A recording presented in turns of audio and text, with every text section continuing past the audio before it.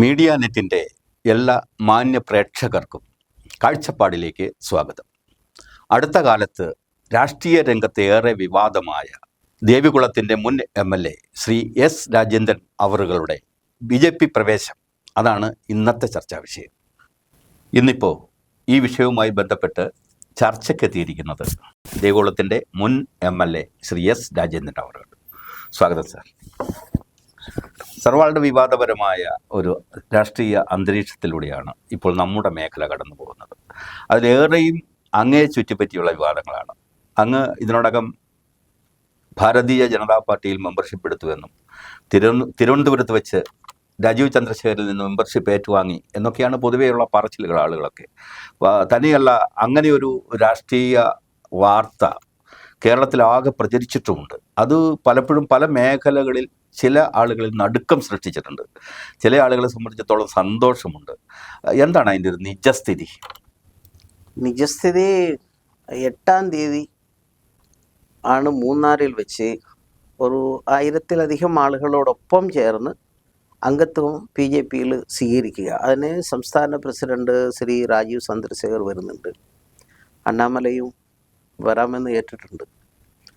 അങ്ങനെയാണ് BJPയിൽ ചേരുന്നത്. 8-ാം തീയതിയാണ്. അതിന് മുൻപ് മുന്നോടിയായി നടന്നിട്ടുള്ള ചില ചർച്ചകളാണ്. അതൊരു 6-7 മാസക്കാലം ഈ ഇടയ്ക്ക് ആണ് അങ്ങനെ ഒരു നിലപാട് തീരുമാനങ്ങളിലേക്ക് എത്തിച്ചേർന്നിട്ടുള്ളത്.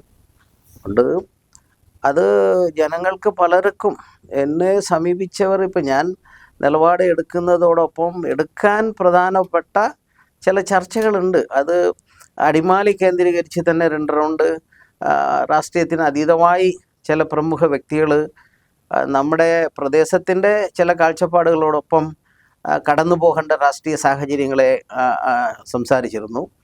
തോട്ടം മേഖലയിലും അപ്പുറത്തും പിന്നെ ദീർഘകാലമായി എന്നോടൊപ്പം യാത്ര ചെയ്തവരും, പിന്നെ എൻ്റെതായ ജീവിതകാലത്തിൻ്റെ രാഷ്ട്രീയ അനുഭവങ്ങൾ, എൻ്റെ മുൻഗാമികളും രക്ഷിതാക്കളും അല്ലെങ്കിൽ രാഷ്ട്രീയമായി ഒപ്പം നിന്ന ആളുകളുടെ, ഇപ്പോൾ വരദൻ മാണിക്യം, സുന്ദരമാണിക്യം, വൈകുണ്ഠം പാൽരാജ്, PN മനോഹരൻ,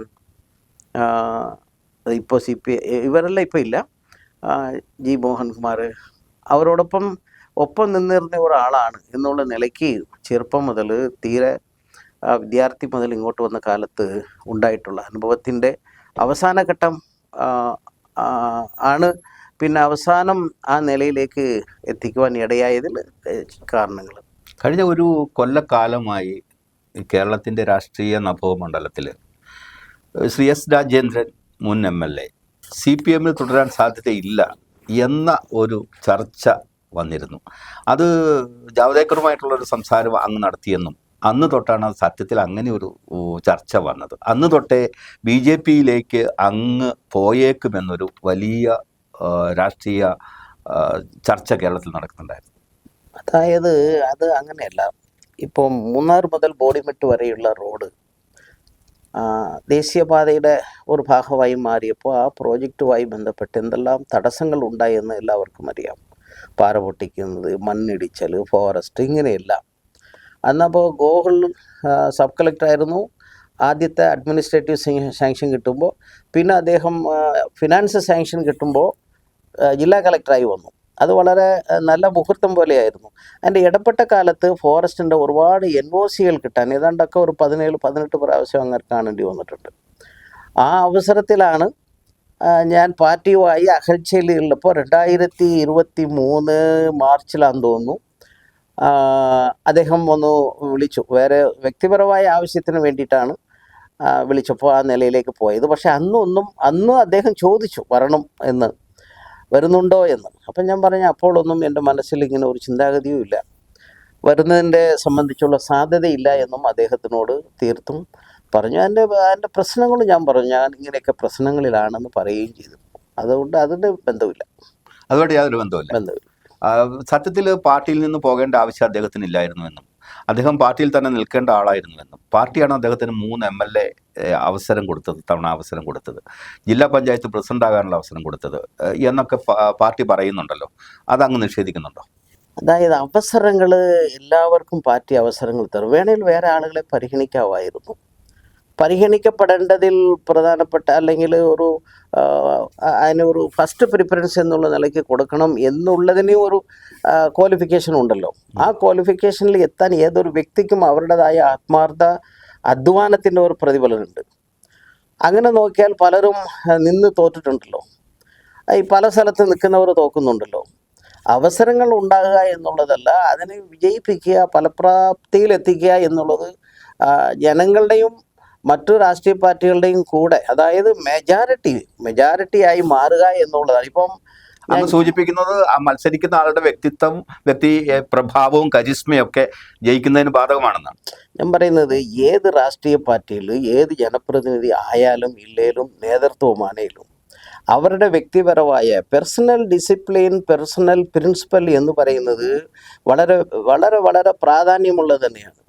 അവർ ആ പാർട്ടിയിലേക്ക് ആളുകൾക്ക് എന്തുമാത്രം ആകർഷിക്കപ്പെടുന്നത്, അവർ പിന്നെ അവരുടെ സേവനം, അവരുടെ മറ്റാളുകളുമായുള്ള പെരുമാറ്റം, അങ്ങനെയെല്ലാം കണ്ടുകൊണ്ട് ജനം ഒരു സോഷ്യൽ ആഡിറ്റ് അല്ലെങ്കിൽ വിലയിരുത്തിക്കൊണ്ടാണ് സമൂഹം ആ വ്യക്തിയോട് അടുക്കുന്നത്.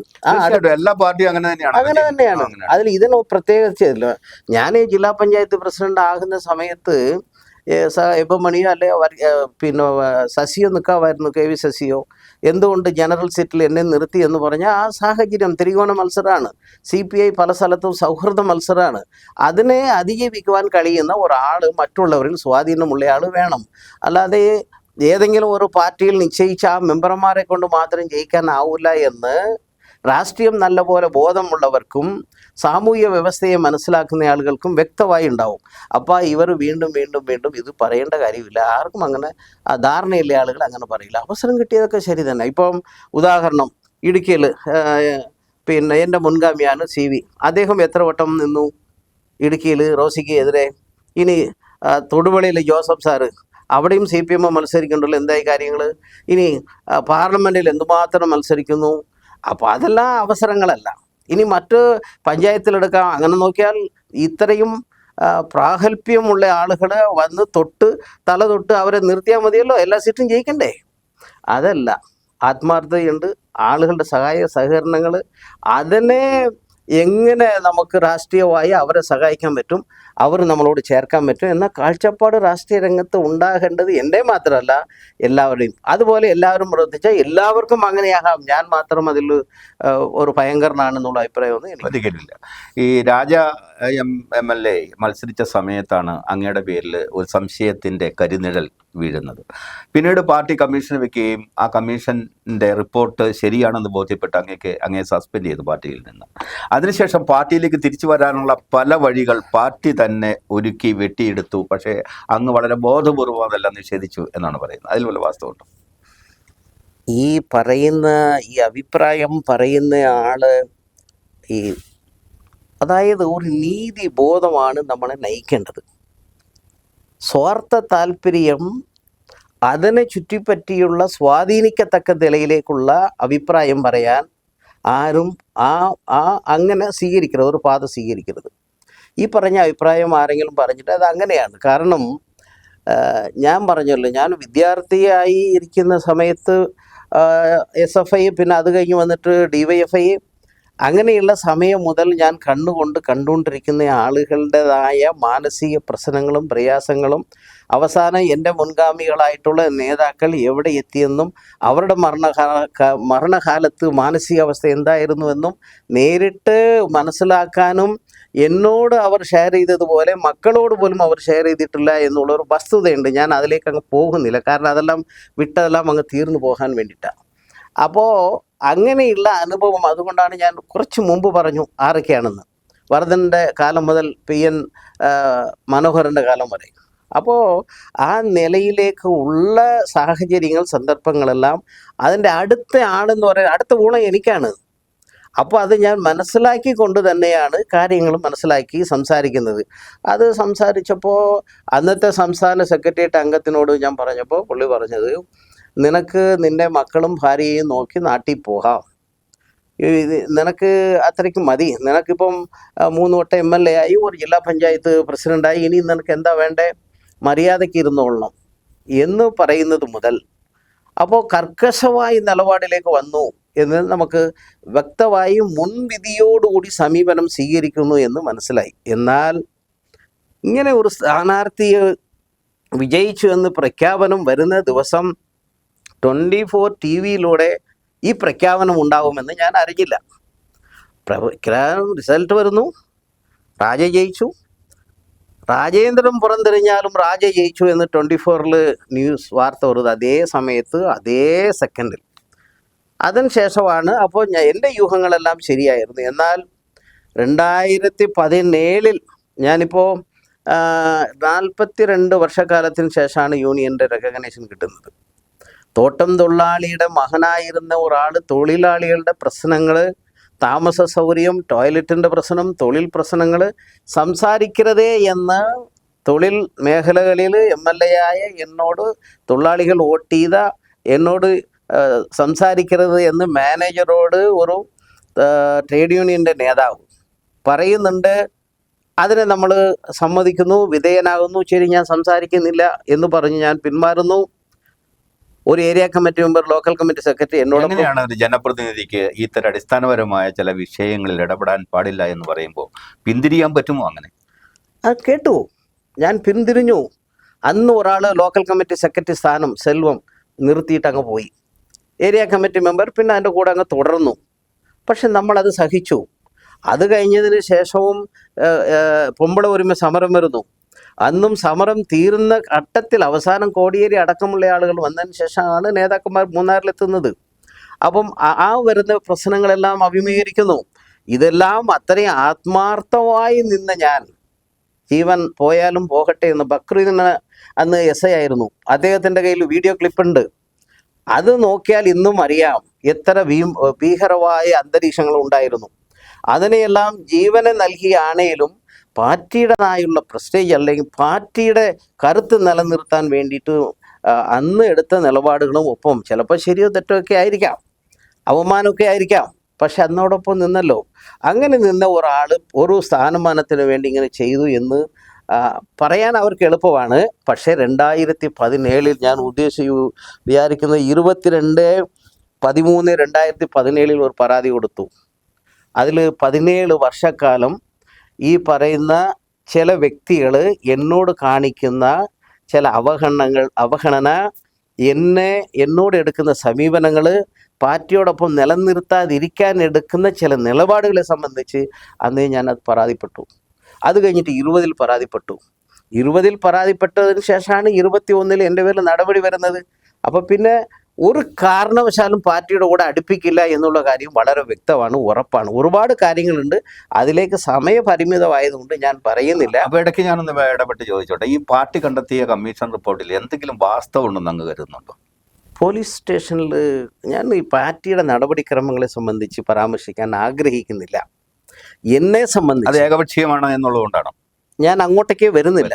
എന്നെ സംബന്ധിച്ചിടത്തോളം എന്നെ സംബന്ധിച്ച് വരുന്ന പരാതി പറയുന്നത് അല്ലെങ്കിൽ കമ്മീഷൻ എഴുതി കൊടുത്തത് ഇതിനെ എല്ലാം പാർട്ടി നടത്തിയ കമ്മീഷൻ ആയതുകൊണ്ടും അംഗീകരിക്കാം, തെറ്റില്ല. ഓക്കെ, മുഖ്യമന്ത്രി ഇടപെട്ടല്ലോ, ഗോവിന്ദ മാസ്റ്റർ ഇടപെട്ടല്ലോ, കോടിയേരി ഇടപെട്ടല്ലോ. അതിന് ശേഷമെങ്കിലും പാർട്ടിയോടൊപ്പം നിലനിർത്താൻ പാർട്ടി എന്തുകൊണ്ട് ആ നിലയിലേക്ക് നമ്മളോടൊപ്പം തയ്യാറാകാത്തത്, ഞാൻ അംഗത്വം പുതുപ്പിക്കാത്തതും എന്താണ് കാര്യങ്ങൾ? ഞാനും ജില്ലാ സെക്രട്ടറിയും ഒക്കെ സംസാരിച്ചു, സൗഹൃദമാണ്. അദ്ദേഹം ജില്ലാ പ്രസിഡന്റ് DYFIയുടെ, ഞാൻ വൈസ് പ്രസിഡന്റ്, അതേ സമയത്ത് SFIയുടെയും സെക്രട്ടറി. അപ്പോൾ ദീർഘകാലമായി ഒരു പാർട്ടിയിൽ യാത്ര ചെയ്ത ഒരാളും ഒരേ സമയത്ത് ഒപ്പമുണ്ടായിരുന്ന ഒരു നേതാവ് ജില്ലാ സെക്രട്ടറിയും ആകുന്ന സമയത്തിൽ പരസ്പരം എത്രമാത്രം അറിയാം. അങ്ങനെ ഉണ്ടായിട്ടും നമുക്കവിടെ സംരക്ഷണം ഉണ്ടാവില്ല എന്ന് എൻ്റെ അനുഭവത്തിൽ എനിക്ക് വ്യക്തത ഉണ്ടാകണമെങ്കിൽ, മെമ്പർഷിപ്പ് പുതുപ്പിക്കണ്ട എന്ന് തോന്നണമുണ്ടെങ്കിൽ, ഞാൻ പറഞ്ഞല്ലോ, അങ്ങുമായിട്ട് വ്യക്തിപരമായി 4-5 തവണ ഫോണിൽ ബന്ധപ്പെട്ട നേതാക്കന്മാർ ജില്ലയിലുണ്ടല്ലോ. ഉണ്ട്, 4-5 നേതാക്കന്മാരില്ല. ഒരാൾ CV, അതാണ്, അദ്ദേഹമാണ് പ്രധാനം. ഞങ്ങൾ സംസാരിക്കാറുണ്ട്, അത് പണ്ട് മുതലുള്ള ഒരു ബന്ധവുമുണ്ട്. എന്നെ സംബന്ധിച്ച് മുഴുവൻ അറിയാം. മാങ്കുളത്ത് പോയാലും ഞങ്ങൾ മണലിൽ കിടന്ന് ഉറങ്ങിയിട്ടുണ്ട്. അന്ന് വട്ടയാർ കല്ലാർ മുതൽ ക്വൈറ്റ് സിറ്റി വരെ നടന്നിട്ടുണ്ട്. ഫിലിപ്പിൻ്റെ വീട്ടിലാണ് അന്ന് കഞ്ഞുകൂടിയും ഉറക്കവും, അവിടെ ഒരു ഒറ്റ നടപ്പായിരുന്നു. അത് അങ്ങനെയൊക്കെയാണ്. ആത്മബന്ധത്തിൻ്റെ ബലം ഇപ്പോഴും ഉണ്ട്. അപ്പം പാർട്ടി നമ്മൾ കടന്നു വന്ന ഒരു വലിയ ജീവിതത്തിന്റെ ഒത്തിരി കാലമാണ്. ഈ സമരപാതകളിലൂടെ നടന്ന ഒരു പാർട്ടിയാണല്ലോ പാർട്ടിയാണ്. അതുകൊണ്ട് പാർട്ടി നമ്മൾ ആ അനുഭവങ്ങൾ തന്ന നമുക്ക് ഒരു പള്ളിക്കൂടം സ്കൂൾ പോലെയാണ്, കോളേജ് പോലെയാണ്. അതിനെ ഒരു കാരണവശാലും തള്ളിപ്പറയാനാവൂല. വല്ലാത്ത ഗ്രഹാതുരതയോടെ നൊസ്റ്റാൾജിയ ഫീൽ ചെയ്യുന്നുണ്ടോ? തീർച്ചയായും. പാർട്ടി എന്ന് പറയുന്നത് നമ്മളെ ഉയർത്തിയതിൽ, നമ്മളെ സ്നേഹിച്ചതിൽ. പക്ഷേ എവിടെയാണ് തെറ്റിയത്? ഏതെങ്കിലും ഒരാൾ, രണ്ടാൾ അവരുടെ സ്വാർത്ഥതയ്ക്ക് വേണ്ടി, അത് ഞാൻ പറഞ്ഞല്ലോ, മക്കളെയും ഭാര്യയും കൂട്ടി നാട്ടിൽ പൊക്കോളണം എന്ന് പറയുന്നത് ചില്ലറ കാര്യമല്ല. നിനക്കിവിടെ എന്താ പണി എന്ന് പറയുന്നതും ചില്ലറ കാര്യമല്ല. ഇത്രയും അധ്വാനമെല്ലാം അധ്വാനിച്ച് കഴിഞ്ഞിട്ട് MLA-യും ആർക്ക് വേണേലും ആകാലോ. ഏത് പട്ടിക്കും പൂച്ചയ്ക്കും MLA ആകാം. എന്നാൽ പാർട്ടി സെക്രട്ടറി ആകാൻ പറ്റത്തില്ലെന്നല്ലേ ഈ പറയുന്നേ? സെക്രട്ടേറിയറ്റ് ആകാൻ പറ്റത്തില്ലെന്നല്ലേ പറയണേ? അത് പാർട്ടി നിർദ്ദേശമാണ്. ആർക്കും പാർട്ടി നിർദ്ദേശിച്ച ആരും ആകാം, സ്ഥാനമാനത്താകാം. പക്ഷേ ഇത് ജനങ്ങൾ ഏൽക്കേണ്ടതാണ്. ഈ ഉദ്യോഗസ്ഥന്മാരെ നമ്മൾ പറയാറുണ്ട്, IAS IPS-കാരെ, അവർക്ക് പഠിക്കാം. രണ്ടാമത് അവർ IAS IPS ഇപ്പോൾ ഉള്ള ആളുകൾ എഴുതിയാൽ എത്ര പേർ പാസ്സാവും? പക്ഷെ വീണ്ടും 5 കൊല്ലം തെരഞ്ഞെടുപ്പിൽ നിൽക്കുന്ന ആളുകൾ ജയിക്കണമെങ്കിൽ ആ പരീക്ഷ ജനങ്ങളോടാണെന്ന് ഓർക്കണം. അതിലൊന്നും ആരും പ്രാധാന്യം കൊടുക്കാറില്ല. അതിനകത്ത് ഈ അങ്ങ് ആദ്യം സൂചിപ്പിച്ച ഒരു സോഷ്യൽ സ്റ്റാറ്റസിൻ്റെ പ്രശ്നമുണ്ട്, കരിസ്മയുടെ പ്രശ്നമുണ്ട്, സോഷ്യൽ എഞ്ചിനീയറിങ്ങിൻ്റെ പ്രശ്നമുണ്ട്. അങ്ങനെ ഒത്തിരി കാര്യങ്ങളുണ്ട്. ഞാൻ അങ്ങയുടെ ഒരു കാര്യം ചോദിക്കട്ടെ, എന്തുകൊണ്ടാണ് പാർട്ടി ഇങ്ങനെ ചില നിലപാടുകൾ എടുക്കുന്നത്? ഇപ്പോൾ എൻ്റെയൊക്കെ ഓർമ്മയിൽ വലിയ നേതാവായിരുന്നു, ഒപ്പം തന്നെ MLA തിരഞ്ഞെടുക്കപ്പെട്ട ആളാണ് G. വരദൻ. ഈ G. വരദനും അവസാനം പാർട്ടി വിടേണ്ട ഒരു ഗതികേട് വന്നു. അങ്ങ് അതിന് തുടർച്ചയായി വന്ന് പാർട്ടി വിടുകയാണ്. എന്താണ് ഇങ്ങനെ CPM-ൽ സംഭവിക്കുന്നത്? വരദൻ MLA ആയിരിക്കുമ്പോൾ ഞാൻ കോളേജ് വിദ്യാർത്ഥിയാണ്. തെരഞ്ഞെടുപ്പ് ഘട്ടങ്ങളിലൊക്കെ വന്ന് പ്രവർത്തിക്കാറുണ്ട്. അന്നൊന്നും മണിസാഹവനോ ജയചന്ദ്ര സാഹവനോ പരിചയപ്പെടാൻ പോലും ഞങ്ങൾ തയ്യാറാകാറില്ല. കൂട്ടത്തിൽ വരും, പോവും, പ്രവർത്തിക്കും. അത് കഴിഞ്ഞതിന് ശേഷം അദ്ദേഹം കത്തെഴുതാൻ, ലെറ്റർ പാഡ്, ഇതൊക്കെ ഇംഗ്ലീഷിൽ എഴുതാനൊക്കെ മാനേജർക്ക് അയക്കാനൊക്കെ നമ്മൾ ഉപയോഗപ്പെടുത്താറുണ്ട്. ആ മനസ്സിൻ്റെ ആശങ്കകൾ വേറെ ആരോടും ഷെയർ ചെയ്യാൻ പറ്റാതെ നമ്മളോട് ഷെയർ ചെയ്തു. അത് ഇപ്പോഴും ഞാൻ പറയാൻ ആഗ്രഹിക്കുന്നില്ല. കാരണം പറയാൻ വളരെ ചെറുപ്പമായിരുന്നു, തീരെ ചെറുപ്പം. EMS അടിമാലിയിലെ പാർട്ടി ഓഫീസ് ഉദ്ഘാടനത്തിന് ഞാനും TK-യും AM തോമസും 3 പേരുമാണ് അന്നുണ്ടായിരുന്നത്. DYFI രംഗത്തും SFI ഒക്കെ ആയിട്ട്. അന്ന് ഞങ്ങൾ വലിയ പറമ്പിൽ ടൂറിസ്റ്റ് ഹോമിലാണ്. TK രാമകൃഷ്ണനാണ് ഉദ്ദേശിക്കുന്നത്. TK ഷാജിനാണ്. അപ്പോൾ വരദൻ്റെ ഒരു ജീവിതകാലം എന്തെല്ലാം എന്നോട് ഷെയർ വെച്ചു. നിവൃത്തിയില്ലാത്തത് കൊണ്ട് എന്നിട്ടും എന്നോട് പറഞ്ഞു, നീ പാർട്ടി വിട്ടു പോകരുത്. അദ്ദേഹം കോൺഗ്രസിലേക്ക് പോയി. അതുകൊണ്ട് അവരുടെയൊക്കെ നിലപാടെല്ലാം കറക്റ്റാണ്. പക്ഷെ ആ നിലപാടിൽ നിന്നാൽ ഒറ്റ കാര്യമുള്ളൂ, ഈ പറയുന്ന നേതാക്കന്മാർക്കെല്ലാം മൂന്നാർ വിട്ടാൽ പുറം ലോകമായി ചിന്തിക്കുവാനുള്ള ബോധ നിലവാരം, ഉയർന്ന് ചിന്തിക്കുവാനുള്ള നിലവാരത്തിലേക്ക് ഇവർക്ക് എത്താൻ കഴിയില്ല എന്ന് മുൻവിധിയോടുകൂടി എന്തുകൊണ്ട് നിലപാടെടുക്കുന്നു? വരദൻ, മാണിക്യം, സുന്ദരമാണിക്യം, പാൽരാജ്, വൈകുണ്ഠം, PN മനോഹരൻ, എന്നെയും കൂട്ടാം, പിന്നെ G. മോഹൻകുമാർ, ഈ തുടങ്ങിയ ആളുകളെല്ലാം ഈ പാർട്ടിക്കകത്ത് ഹെഡ്വേഴ്സിൻ്റെ മൂന്നാർ കവിഞ്ഞാൽ ബാക്കിയുള്ള സ്ഥലത്ത് ചിന്തിക്കാനുള്ള ശേഷിയില്ലാത്തവരാണ്. നേതൃത്വത്തിന് അവർക്ക് അത്രയും പ്രാപ്തി ഇല്ലാത്തവരാണ് എന്ന് മുൻവിധിയോടുകൂടി കാണുന്ന ഒരു നിലപാടുണ്ട്. അതിനെ പറ്റുന്ന നിലയിലേക്ക് വരുന്നതെല്ലാം കട്ട് ചെയ്യുക, അല്ലെങ്കിൽ അവരെ വേറെ മറിച്ച് പറയും. ഇങ്ങനെയൊക്കെ ചില കാര്യങ്ങളാണ്. അപ്പോൾ അത് ഓരോ സംഭവം വെച്ച് ഞാൻ അത് പറയാനൊന്നും ആഗ്രഹിക്കുന്നില്ല. ഒരു കാര്യമാണ് ഞാൻ പറഞ്ഞത്, മാനേജറോട് തൊഴിൽ തർക്കത്തിന് പോകരുത് എന്ന് മാനേജറോട് വിളിക്കുമ്പോൾ ഞങ്ങൾ 3 പേരും ഉണ്ട്. ഇന്നിപ്പോൾ അവർ എങ്ങനെയാണെന്നുള്ള പാർട്ടിക്കകത്തുള്ളതുകൊണ്ട്. പക്ഷേ അതാണ് ഒരു നിലപാട്. ഒരുപാട് നിലപാടുകളുണ്ട്, പറയാനുണ്ട്. 8-ാം തീയതി ഇപ്പോൾ മൂന്നാറിൽ വലിയ റാലി നടക്കുന്നു, സമ്മേളനം നടക്കുന്നു. അത് ഭാരതീയ ജനതാ പാർട്ടി സംഘടിപ്പിച്ചിരിക്കുന്ന പരിപാടിയാണ്. മൂന്നാറിനെ സംബന്ധിച്ചിടത്തോളം അവർക്ക് കിട്ടിയിരിക്കുന്ന ഒരു വലിയ അവസരവും കൂടിയാണ്, BJP-യെ സംബന്ധിച്ച് കിട്ടിയിരിക്കുന്ന അവസരവും കൂടിയാണ്. ആ പരിപാടി ഇപ്പം വഴി നീളെ ഏതാണ്ട് അടിമാലിയിൽ നിന്നും താഴോട്ടും മേളിലോട്ടും ഒക്കെ ഈ രാജീവ് ചന്ദ്രശേഖരൻ്റെ പടം വെച്ചിട്ടുമുണ്ട്, അദ്ദേഹത്തെ വരവേൽക്കാനുള്ള പടം വെച്ചിട്ട്. അതൊക്കെ സ്വാഭാവികമാണ്. ഈ പരിപാടി വലിയ പൊലിമയാർന്ന ഒരു പരിപാടിയാക്കി മാറും എന്ന് ഉദ്ദേശിക്കുന്നുണ്ടോ? അവിടെ നമ്മളിപ്പോൾ സ്ഥാനമാനം ആഗ്രഹിച്ചിട്ടോ മറ്റു കാര്യത്തിനുമല്ല, പൊതു താല്പര്യങ്ങൾ മുൻനിർത്തി ഞാൻ പറഞ്ഞതുപോലെ കുറേ ഡിമാൻഡുകൾ വന്നു. ഞങ്ങൾ കുറച്ച് പേര് പോയി അവരുമായിട്ട് 1-2 റൗണ്ട് ചർച്ച ചെയ്തു. അത് കഴിഞ്ഞിട്ട് അത് ചെയ്തു തരാം എന്നുള്ള ഒരു ഉറപ്പ് നൽകുകയും ചെയ്തു. അപ്പോൾ നമ്മുടെ അനുഭവവും നമ്മളെ പിന്നെ ഈ പറഞ്ഞ പോലെ ഒരു പാർട്ടിയിൽ നിന്ന് ഇത്രയും കാലം നമുക്കൊരു അനുഭവങ്ങൾ ഉണ്ടായി, പൊതുജനങ്ങളെ നമ്മൾ സഹായിച്ചു, നമ്മളും പറ്റുന്ന പോലെ പ്രവർത്തിച്ചു. ആ പ്രവർത്തനം ഇനിയും വെറുതെ കളയണ്ട, ജനങ്ങൾക്ക് ഉപയോഗപ്പെടുത്തണം എന്ന് ഒപ്പമുള്ളവരും പലരും നമ്മൾ ആഗ്രഹിക്കുന്ന നിലയിലേക്ക് ചിന്തിക്കേണ്ടതാണ് ഇങ്ങനെ ചിന്തയിലേക്ക് വരുന്നതിൻ്റെ കാര്യം. അങ്ങനെ വന്നപ്പോൾ ഒരു നിലപാടെടുത്തു. അതിൽ മെമ്പർഷിപ്പ് അവിടെ എടുക്കണം എന്ന് പറഞ്ഞപ്പോൾ ഞങ്ങൾ അവിടെ മെമ്പർഷിപ്പ് എടുക്കുന്നില്ല. മൂന്നാറിൽ എന്നോടൊപ്പം ഒരു 1000, മിനിമം ഒരു 500 പേര് ഞങ്ങൾ 500 പേര് ഒറ്റയടിക്ക് മെമ്പർഷിപ്പ് എടുക്കാം എന്നൊരു അഭിപ്രായം പറഞ്ഞു. ഈ 500 പേര് CPM-ൽ നിന്നുള്ളവരായിരിക്കുമോ? 500 1000 ആയി. 1000 എന്ന് പറയുന്നത് ഇനി അതിൻ്റെ കുറച്ച് കൂടുകയും ചെയ്യാം മെമ്പർഷിപ്പിലേക്ക് വരുന്നവർ പുതിയതായി. അപ്പോൾ സ്റ്റേറ്റ് പ്രസിഡന്റ് വരുന്നതുകൊണ്ട് PJPയുടെ ആളുകൾ, നേതാക്കന്മാർ ഈ ജില്ലയിൽ നിന്ന് അവരും കുറച്ച് ആളുകളും കൂടി വരാം, കമ്മിറ്റിയിലെ പ്രധാനപ്പെട്ട ആളുകളെല്ലാം കൂടാമെന്ന് അവരും ഒരു തീരുമാനമെടുത്തു. ഇത് PJPയെ സംബന്ധിച്ചിടത്തോളം അവർക്ക് ആഫീസിൽ ഒരു അംഗത്വം എടുക്കുകയും കടക്കുകയും ഒക്കെ ചെയ്യുന്നതിന് പകരം പ്രദേശത്ത് വന്ന് ആളുകളെ കൂട്ടുക എന്ന് പറയുന്നത് അവർക്കും ഒരു പുതിയ അനുഭവമാണ്. നമുക്കും ഒളിഞ്ഞും മറഞ്ഞും അവിടെ പോയി അംഗത്വം, ഈ പറഞ്ഞ പോലെ ജാവ്ഡേക്കറുടെ അവിടെ പോയി മെമ്പർഷിപ്പ് എടുത്തു അല്ലെങ്കിൽ PJP ചേർന്നു എന്ന് പറയുന്നതിനേക്കാൾ ഉപരി ചെയ്യുന്നത് എന്താണേലും ധൈര്യപൂർവ്വം ജനിച്ച മണ്ണിൽ അവിടെ ചെയ്യുക എന്നുള്ള ഉദ്ദേശത്തിലാണ് നമ്മളത് മൂന്നാറിലേക്ക് മാറ്റിയതും ചെയ്തതും. ലോകം കണ്ട ഏറ്റവും വലിയ ജനാധിപത്യ രാജ്യം ഭരിക്കുന്ന ഒരു പാർട്ടിയാണ്. ആ പാർട്ടിയുടെ സംസ്ഥാന പ്രസിഡന്റ് അത്ര മോശമായ ഒരാളുമല്ല. പോരെങ്കിൽ BJPക്ക് ഈ ഒരു തിരിച്ചുവരവിനൊക്കെ ഉള്ള ഒരു സമയം ഒരുക്കുകയാണ് കേരളത്തിൽ. അല്ലെങ്കിൽ വോട്ടിംഗ് ശതമാനം വർദ്ധിപ്പിക്കാൻ അദ്ദേഹത്തിന് കഴിഞ്ഞിട്ടുണ്ട്. തിരുവനന്തപുരം പോലുള്ള ഒരു കോർപ്പറേഷൻ സ്വന്തമായി തദ്ദേശ സ്വയംഭരണ സ്ഥാപനങ്ങൾ ഏറ്റെടുത്തിട്ടുണ്ട്. അദ്ദേഹത്തെ പോലെ ഒരാൾ സിംഹത്തിന്റെ മടയിൽ വന്ന സിംഹത്തെ സന്ദർശിക്കുന്നു എന്ന് പറയുന്നത് പോലെ അങ്ങയുടെ സ്വന്തം തട്ടകത്തിൽ വന്ന് അങ്ങേക്ക് മെമ്പർഷിപ്പ് തരികയാണ്. അതിനൊരു പ്രാധാന്യമില്ലേ? സിംഹവും പുലിയും ഒന്നുമല്ല. ഞാൻ പറഞ്ഞല്ലോ, ജീവിക്കാൻ വേണ്ടിയിട്ടുള്ള എല്ലാവരുടെയും നെട്ടോട്ടത്തിൽ ആർക്കെല്ലാം എന്തെല്ലാം സഹായിക്കാൻ പറ്റുമോ അത് ജീവനുള്ളവരെ അങ്ങ് സഹായിക്കുക, നമ്മുടെ അനുഭവങ്ങൾ അവരുമായി പങ്കുവെക്കുക, അവരെ സഹായിക്കുക, നമുക്ക് ആ ആത്മതൃപ്തിയും സന്തോഷവും നിലനിർത്തുക എന്ന് മാത്രമേ ചിന്താഗതിയേ ഉള്ളൂ. ഞാൻ അവരോട് പറഞ്ഞപ്പോൾ, ഞാൻ അവിടെ ചെന്ന് ഒരാൾ മെമ്പർഷിപ്പ് എടുത്തുകൊണ്ട് വന്നതുകൊണ്ട് BJPക്ക് എന്താകാനാണ്? അല്ലെ പിന്നെ എൻ്റെ കൂടെയുള്ള ആളുകളെ വിട്ടിട്ട് പോയിട്ട് എന്താകാനാണ്? ആരെയും നമ്മൾ വിളിച്ചിട്ടില്ല, ഇതുവരെ പോയിട്ടില്ല. എന്നാൽ പല സ്ഥലത്തു നിന്നും വരും എന്നുള്ള ഉറപ്പ് എനിക്കുണ്ട്. ചുരുക്കത്തിൽ പരിപാടി പൊലിക്കും എന്നാണ് നമ്മൾ വിചാരിക്കേണ്ടത്. അത് അവിടെ നിൽക്കട്ടെ. കഴിഞ്ഞ ആഴ്ച ഒരു സഹകരണ സ്ഥാപനം മൂന്നാറിൽ ഉദ്ഘാടനം ചെയ്യപ്പെട്ടല്ലോ. ഇപ്പോൾ അത് ഏതെങ്കിലും സഹകരണ സ്ഥാപനത്തിന് എതിരാണോ, ബദലാണോ? ഇപ്പോഴുള്ള സഹകരണ സംഘങ്ങളിൽ നിന്നും മെച്ചപ്പെട്ട നിലയിൽ പ്രവർത്തിക്കാൻ പറ്റുന്ന ഒരു സഹകരണ സംഘമാണത്. അത് ഒരു മൾട്ടി കോപ്പറേറ്റീവ് സഹകരണ സംഘമാണ്. കേന്ദ്ര സർക്കാരിൻ്റെ കീഴിലുള്ളതാണ്. ഒരുപിടി പദ്ധതികളുണ്ട്. അത് അങ്ങനെ പ്രവർത്തിക്കാൻ പറ്റുന്ന ഒരു സംഘമാണ്. അത് തോട്ടം തൊഴിലാളികൾക്ക് ക്ഷേമകരമായ ഒട്ടേറെ പ്രവർത്തനങ്ങൾ നടപ്പാക്കും എന്നാണ് ഞാൻ കേട്ടറിഞ്ഞതും. വാസ്തവമുണ്ടോ?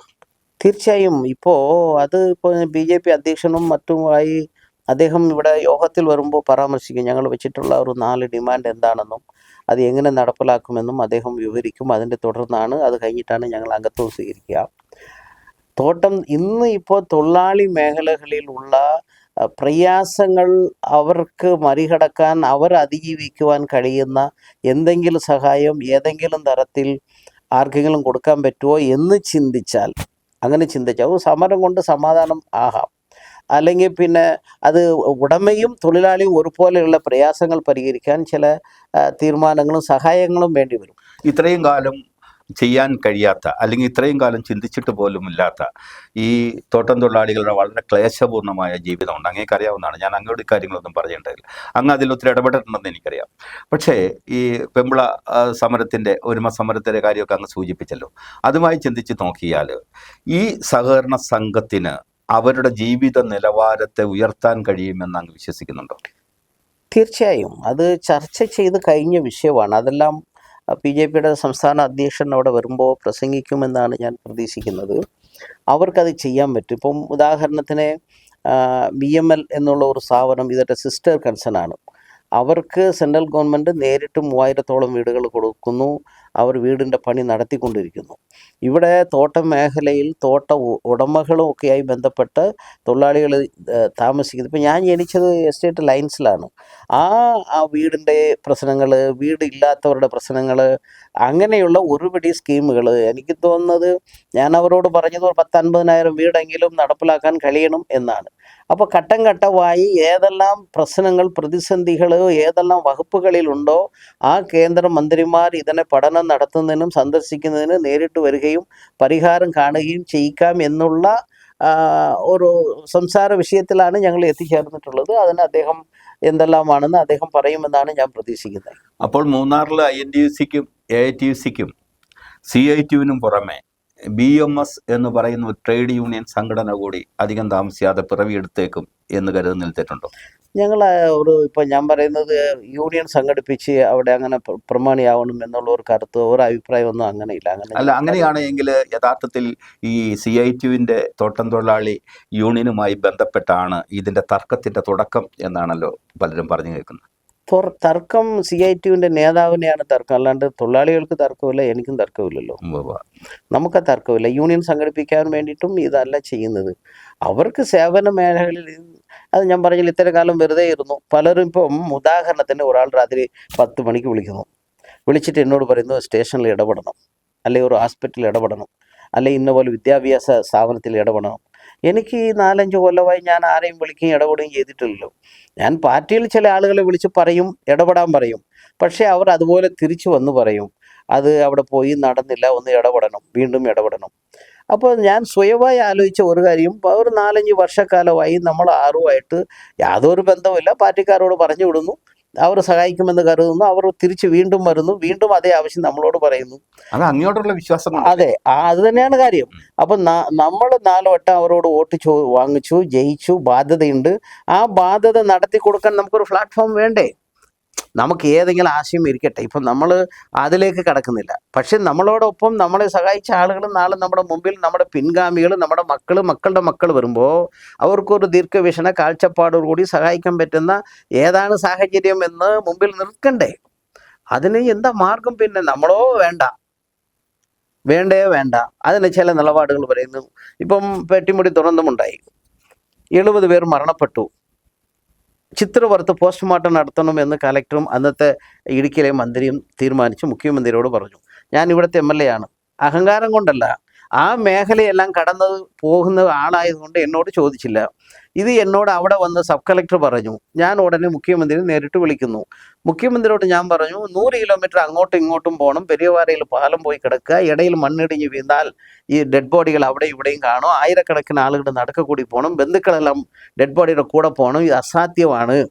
അതുകൊണ്ട് 3 കിലോമീറ്ററിൻ്റെ ഉള്ളിൽ പോസ്റ്റ്മോർട്ടം നടത്താൻ പറ്റുന്ന സ്ഥലമുണ്ട്, ഒരു മെഡിക്കൽ ടീം വേണം എന്ന് നേരിട്ട് സംസാരിച്ചു. ഈ നിലപാടിൽ എന്താണ് പ്രശ്നം? യോജിക്കാൻ പറ്റാത്തവർക്ക് യോജിക്കണ്ട. അല്ല, അതെന്തിനാണ് വിയോജിപ്പ്? അങ്ങനെയൊക്കെ ഉണ്ട്.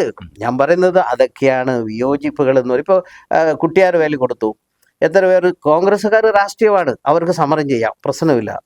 പക്ഷെ CPI-ക്കാർ എല്ലാവരും അന്ന് കുരിയച്ചനടക്കമുള്ളവർ വന്ന് സഹായിച്ചു. ബാക്കിയുള്ളവർക്ക് എന്താണ് പ്രശ്നം? നിലപാട് എന്ത് നിലപാട്? പാർട്ടിയും സമ്മതിച്ചിട്ട് എല്ലാ കാര്യങ്ങളും അന്നും മനീഷ് സംസാരിച്ച് ആ നിലയിലേക്കാണല്ലോ പോയത്. എന്നാൽ പിന്നീട് അത് വന്നോ? ഇപ്പം അതിനെ എൻ്റെ കൂടെ നിന്ന ആളാണ് 3 പീരീഡിലും ഒരു സഹായിയായിട്ട്.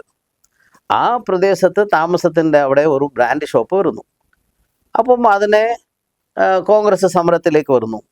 ഈ പറയുന്ന എൻ്റെ സുഹൃത്ത്, അദ്ദേഹം വീടിൻ്റെ മുമ്പിലാണ് ഈ പ്രശ്നം. അദ്ദേഹം ഈ പാർട്ടിക്കാർ അവരുടെ കൂടെ കൂടാതിരിക്കാൻ അദ്ദേഹം സമരത്തിലേക്ക് ഇടപെടുന്നു. അപ്പോൾ വരുന്ന നിലപാട് എന്താണ്? ബ്രാൻഡ് ഷാപ്പ് വേണമെന്നാണോ, അഥവാ ജനങ്ങൾ താമസിക്കുന്ന സ്ഥലത്ത് ഇത് വേണ്ടെന്നാണോ? ജനപ്രതിനിധി എന്നുള്ള നിലയ്ക്ക് എനിക്കും അത് അവിടെ വെക്കേണ്ട കാര്യമില്ല, എനിക്കറിയത്തില്ല. ആ പ്രദേശത്തിലെ ബഹുഭൂരിപക്ഷം വരുന്ന പാർട്ടിക്കാർക്കും അതവിടെ വേണ്ട. എന്നാൽ ചില ആളുകൾക്ക് വേണം എന്നുള്ള നിലപാടാണ്, അതോട് യോജിക്കാൻ പറ്റില്ല. അപ്പോൾ പിന്നെ പാർട്ടി കമ്മിറ്റിക്കകത്ത് പറയുക, രാജേന്ദ്രൻ്റെ വീട്ടുമുറ്റത്ത് വന്നതാണ്, അത് MLA ആ വീട്ടുമുറ്റത്ത് വെക്കാതിരിക്കാൻ വേണ്ടി ഇങ്ങോട്ടേക്ക് വെച്ചതാണെന്ന് തടിയൂറുക. ആ സാധനം ഇപ്പോഴും അവിടെ തുടരുകയല്ലേ? അല്ല, അത് അവിടെ നിന്ന് മാറി. അയാള് പിന്നെ 45 ദിവസം വേറെ ഒരു അവസരം കിട്ടിയപ്പോൾ അകത്ത് പിടിച്ചിട്ടിട്ട് ഭാര്യയും മക്കളും പോയി പുള്ളിയോട് ചോദിക്കുകയാണ്, അദ്ദേഹത്തിനോട്, അദ്ദേഹത്തിനോട് എങ്ങനെയെങ്കിലും സഹായിക്കണം എന്ന് പറഞ്ഞപ്പോൾ പൊട്ടക്കിണറ്റിനകത്ത് കിടക്കുന്നവൻ്റെ തലയിൽ കല്ലെടുത്ത് ഇടേണ്ട കാര്യം എനിക്കുണ്ടോ? ആ അമ്മയുടെയും മക്കളുടെയും മനസ്സെന്തായിരിക്കും? അതാണ് നിലപാട്. അപ്പോൾ ഇങ്ങനെ ഞാൻ പറയുന്നത് ചില കാര്യങ്ങൾ മാത്രമേ ഞാൻ പറഞ്ഞു എന്നുള്ളതേ ഉള്ളൂ. അതിനേക്കാളും വേദനാപൂർവമായിട്ടുള്ള ഇപ്പോൾ ഒരു 40 വർഷം ഏത് പാർട്ടിയിലിരിക്കട്ടെ, അവരുടെ അതിൻ്റെ സീനിയർ തന്നെ. പക്ഷേ അതൊന്നും ഈ കാര്യത്തിൽ അറിയേണ്ട കാര്യമേ ഇല്ല എന്ന നിലപാട്. അപ്പോൾ അക്കാര്യത്തിൽ ഒരുപാട് നമ്മളറിയാതെ അതോട് യോജിക്കാൻ പറ്റത്തില്ല. യോജിക്കാതെ വരുമ്പോൾ ഇപ്പോൾ രേണുക IAS അന്ന് മൂന്നാറിൽ പ്രശ്നമുണ്ടായി. അവൾ എന്നുള്ള ഒരു വാക്ക് ഞാൻ പറഞ്ഞു, ബുദ്ധിയില്ലാത്തവളെന്നാണ് ഞാൻ പറഞ്ഞത്. ഇപ്പോൾ ഹൈക്കോടതി അവസാന വിധി എന്താ പറഞ്ഞത്? ബുദ്ധിയില്ലാത്തവളെന്നല്ല, ഞാൻ പറഞ്ഞത് ആ നിയമം അവർ മനസ്സിലാക്കാതെയാണ് പറയുന്നത്. പഞ്ചായത്തിൻ്റെ പുറമ്പോക്ക് സ്ഥലം പഞ്ചായത്തിൻ്റെ തന്നെയാണ്. അവർ പുതിയ IAS ആണ്, പഠിക്കാൻ അവസരമുണ്ടാവണം, പഠിക്കണം. അപ്പോൾ അവർ അങ്ങനെ പറഞ്ഞു. അത് പാർട്ടി കമ്മിറ്റിക്കകത്ത് റിപ്പോർട്ട്. ഇവിടെ പട്ടയത്തിൻ്റെ എല്ലാ പ്രശ്നത്തിനും കാരണം MLA ആണ്. അത് ആ രേണുക IAS അവൾ എന്ന് പറഞ്ഞത് കൊണ്ട് അവർ മുടക്കി വെച്ചതാണ്. അപ്പോൾ പാർട്ടിക്കാർ കേൾക്കും. പാർട്ടി നേതാവല്ലേ പറയണേ. ഇതൊക്കെയാണ് ഈ നിലപാടുകൂടി എങ്ങനെ നമുക്ക് യോജിക്കാൻ പറ്റും? അവിടെ മുതലേ തുടങ്ങിയതാണ് ഈ യോജിപ്പ് തുടങ്ങിയത് 2000 അതായത് SS-നെ സുന്ദരമാണിക്യത്തിനെ അങ്ങനെ അദ്ദേഹത്തിന് പറ്റത്തില്ല എന്ന് വെച്ചാൽ റെക്കഗ്നേഷൻ കിട്ടുന്ന മുമ്പ് വരെ അങ്ങാര് പ്രസിഡന്റാണ്. റെക്കഗ്നേഷൻ കിട്ടിയതിന് ശേഷം പ്രസിഡന്റ് മാറ്റം വരുന്നത് പാർട്ടി തീരുമാനം നമ്മൾ ഉൾക്കൊള്ളാം, ഒന്നും പ്രശ്നമില്ല.